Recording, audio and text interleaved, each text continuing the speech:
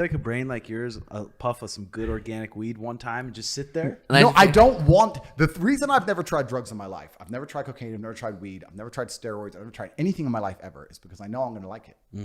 Yeah. So it's just like, I know if I smoke that, I'm going to want it. But you have self-discipline. I do have self-discipline, but I also live in a country where that shit's completely unacceptable. Yeah, that changes. I live in that Romania, right? So in yeah. Romania, if you get busted with that stuff, you're in big trouble. It's kind of like here. And it's just like, I've gotten this far without it. Yeah. It's kind of, and also when we talk about happiness and the things we were talking about earlier, I actually genuinely enjoy being stressed and anxious all the time.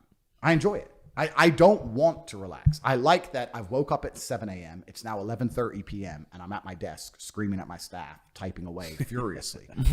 That's just how I live my life. Yeah. I can't think of times I ever truly relax. And then this is how I got ahead. And then you get ahead and then you want to stay ahead. Yeah. So it's kind of just like the anxiousness is like endless motivation for me. There's always something to do. There's always work to do. There's always something that can be done better. I can't imagine a relaxed me. I can't imagine it. I don't know. I'm always doing something.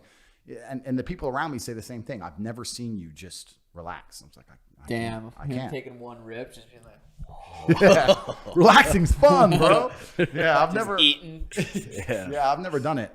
And when I was fighting, it was different, right? Because you train so hard, you need to sleep and stuff. But once you take away all the proper training for fight, like I train a little bit each day.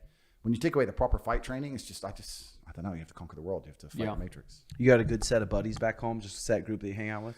Yeah, so I've got the same friends I had when I was poor, so I haven't made any new friends. I hang around with my brother and my cousin and a couple other guys I've known since back in the olden days, and that's basically it. It's pretty much us too, huh? Yeah, that's us. Yeah, new friends are just a pain in the ass. Yeah, you don't know what they want. You don't know what people want. The higher level you get, the higher level scumbags that come around, and that's the fucking truth.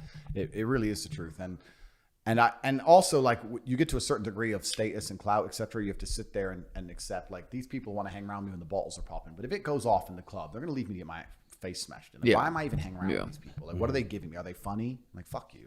I don't need to hang around with you. So, yeah, I try my very best to not really make new friends. I try and keep my circle as small as possible and people I've been with since the beginning, and it's easier that way. And obviously, you have a whole bunch of Matt. You guys get the same. Yeah. You know what it's like. But something I like you said, and it's everyone said it, or anyone that's been successful. You are who you surround yourself with, and that's so fucking powerful, especially for the younger kids. You are who you surround yourself with, and if you have a group of just turds, you're going to be a fucking turd too. And that's what's amazing, that everyone understands that you are some of the 5 people you spend the most time with, but they still don't create their reality and they still hang around with dorks. Yeah. It's like, why are you doing that? Like, if you hang around with killers, you're going to be the 5th killer. You may not be the number 1 killer in your group, but you're going to be the 5th killer amongst the populace. You're going to do better. And it's the same with everything, man. It's the same with money. The number of times I've sat in rooms and there's people talking about money to a level even I don't have a clue what they're even talking about. And I'm like, I'm in the right room. Yeah. Because they're saying words I haven't heard yet. Yeah. So this is the place to be, right? Yeah. You need to be doing that shit. If you're just hanging around a bunch of brokies, then you're going to stay a brokey.